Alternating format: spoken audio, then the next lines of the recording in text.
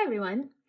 Today I'm going to have a slightly different video. I'm going to talk about my goal setting process for my MakseLife Companion Notebooks and how to vision board to begin using these notebooks for the year. I got the MakseLife quarterly notebooks in part because I wanted something a little more portable than the bigger planner.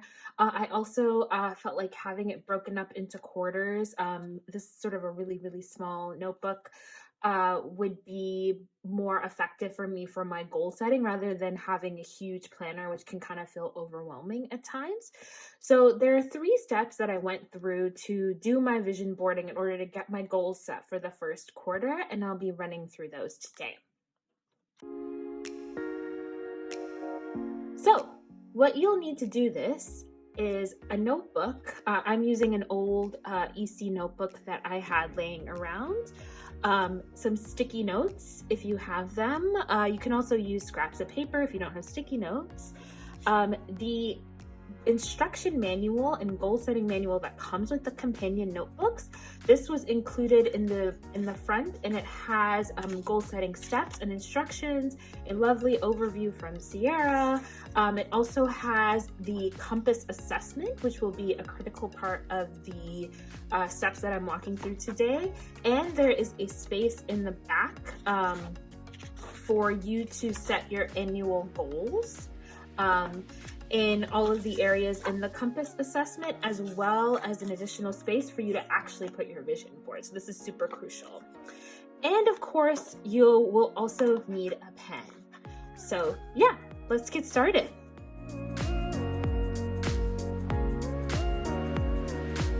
So there are a lot of great instructions in this book about how to set goals, and it really does a fantastic job about stepping you through each of the steps. Part of the reason why I'm kind of augmenting my own process is that some of these steps felt a little overwhelming to me to do all at once. In particular, the assessment scoring I felt like was a little bit overwhelming for me to handle. There's a lot of dimensions. You gotta have to fill out a lot of things, and then you've got to write your score down. So I wanted to do some exercises to kind of simplify and get myself started before I got into this. So what I did was I started off in my notebook, and I really wanted to get a reflection on what the year had, this year 2020, what had happened, what worked and what didn't work. So I kind of went back to basics by pretty much starting off with 2 pages that said what worked this year and what didn't work this year. This was pretty free form. What I did was just start to note down, honestly, very raw, unedited notes about here's what worked this year, here's what didn't work this year.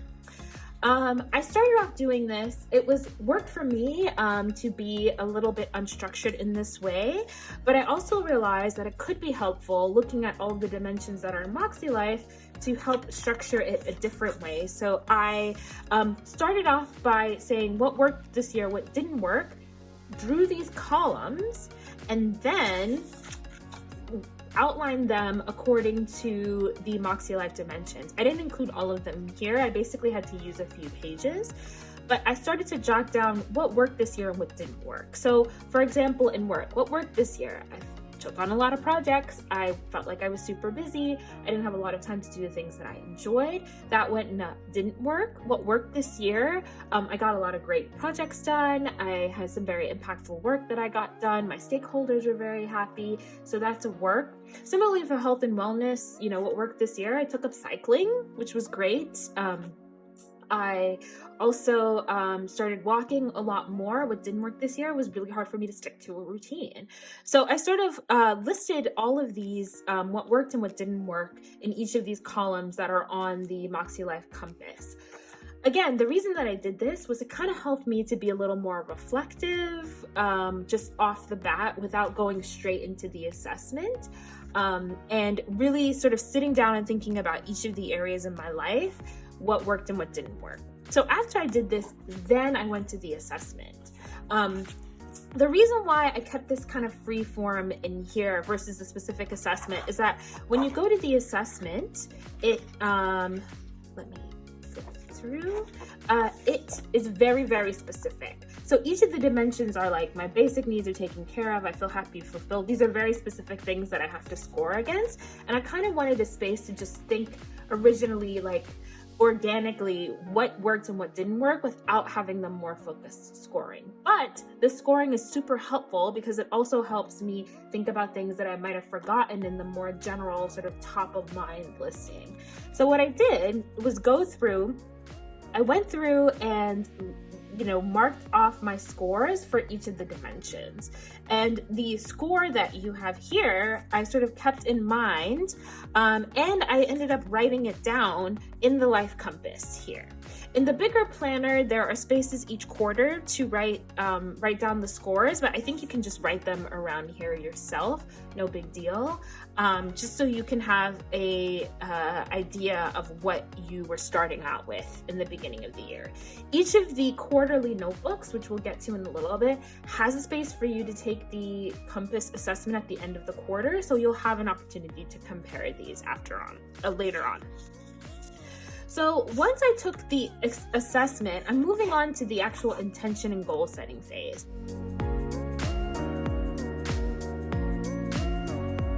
And it was hard for me with the space outlined here to think exactly what could I use more of my life, what could I use less of in my life. I wanted to take another layer and take some more time to sort of think more abstractly about it. So in that case, I went back to my notebook. And I'm showing some examples here based on what I did. So what I did was then I looked at everything that I had written down for the columns here for what worked and what didn't work. And I came up with themes. And these themes were basically, what am I seeing across this and in the assessment that is not working or is working well for me this year? And so some themes that I came up with for this year is I felt overcommitted both at work and at home, meaning I was overcommitted in projects at work, I was overcommitted even in my fun stuff. That's an issue. Something good is I started a fun new hobby, planning, making YouTube videos that felt very relaxing. The third thing was that I struggled to keep up with routines, and fitness was an example. These themes for me were things that went across all of these dimensions. They weren't necessarily specific to work, health and wellness, financial, etc., because you could sort of come to these later on when you do the specific annual goals in the MakseLife. The reason that I had these themes sort of listed out on a sticky note is that, again, I wanted to have an idea of generally what is working, what is not working, and then I can think of how to sort of address those things in each of the dimensions as I go on. I also used a sticky so that I can have it with me when I go to the sort of goal setting and intention setting step. So coming back to the themes, the themes helped me start off in the goal setting process because, again, it was sort of hard for me to think generally what do I want in each of these areas that I need this year. So I started off with making my goals in relation to my themes. So there are my themes. And then I started off making goals that directly sort of are in line with my themes. So if you look at the themes and the goals here, a theme was that I'm overcommitted, and I'll zoom in a little bit so you all can see here. A theme was I'm overcommitted both at work and at home. So a goal is I want to be more intentional with how I spend my time. These things are sort of directly one-to-one. Second thing is I started a fun new hobby that's relaxing for me, planning, like I said. A goal in that thing is I want to continue the things that bring me joy. So I want to continue in the new year to do more stuff that brings me joy. The third thing was struggling to keep up with routines. Fitness was an example of that. And my goal was I want to establish good and healthy habits and routines. So these goals are directly tied to these overall themes, again, coming out of what worked, what didn't work this year, and the results of the compass assessment. So when making your themes, make sure to look across all of your scores here, your general scores once you tally them up in each of the sections, as well as the more free form, what worked, what didn't work. And these goal statements for me are really, really helpful because they are very broad, and then they help me sort of figure out for each of the areas in my life that I want to focus on, how can I be more intentional with my time? How can I continue the things that bring me joy and establish routines? So I will take this goal setting sticky, and I had a few more goals on here. This is sort of just an example, a sample of the goals that I had. And I moved on to what my goals were for the year in each of these dimensions. And again, I have a sticky so that I can keep it on the side of the page and sort of have a scratch space here. MakseLife, the instruction notebook already has a fantastic space for doing this. As you can see in the back, there is a section for writing down each of the goals. There's also this sort of freeform section to create a list or map of ideas, etc. So you can totally use the space for what I'm doing right now. You don't necessarily need to use a notebook. I wanted to use a notebook because I wanted lines. That's sort of a quirk of mine, but you could 100% use this for your goal space and put your sticky here. So, in terms of thinking about how to set goals, I started also again by writing statements. So in terms of thinking about how I want to be more intentional with how I spend my time, I wanted to think about how can I be more intentional with how I spend my time in work? How can I be more intentional with how I spend my time in fun, family relationships, etc., etc., etc. And thinking about all of these goals in relation to this and writing the statements down that encapsulate what I end up wanting to do. So I have an example on this next page, and I will bring my goals over here. So my goal was to be more intentional about how I spend my time. My goal statement for work is to prioritize bigger, more impactful projects versus lots of smaller, tactical, time-consuming ones. That hits actually both the intentional spending my time and also good and healthy habits and routines, because helps me take up less time at work that isn't feeling fulfilling or isn't feeling impactful. And these statements, again, directly related with my overall goal statements. So what I would do now, again, I wrote this in this scratch space because I wanted the lines for sort of time to think about them and revise them. And this is, again, an example that I'm showing you all. Definitely when I was writing them myself, there were plenty of cross outs, plenty of, just restarting, plenty of writing on the opposite page. I just wanted the lines. So I would transfer these goals over into this annual goal page of MakseLife. So I would write this, So I would take this goal, write it here. And if I have any other goals for work, besides this prioritization, so I could have another one around like spending time doing things that bring me joy. So something that brings me joy at work is having much more heads down focused time. So I could add that here. That also hits the more intentional with spending my time.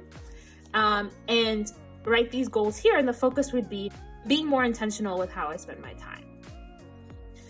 And so once you've written this, I think this question is so important. Is, how will my life improve by reaching these work and learning goals? I mean, honestly, the process that I outlined is just like a complement of what worked for me to MakseLife, but they really have everything here that you would need to do your goal setting and planning. And so once you've filled out all of these goals, the focus, and answered the how will my life improve, you have the space to do your vision board.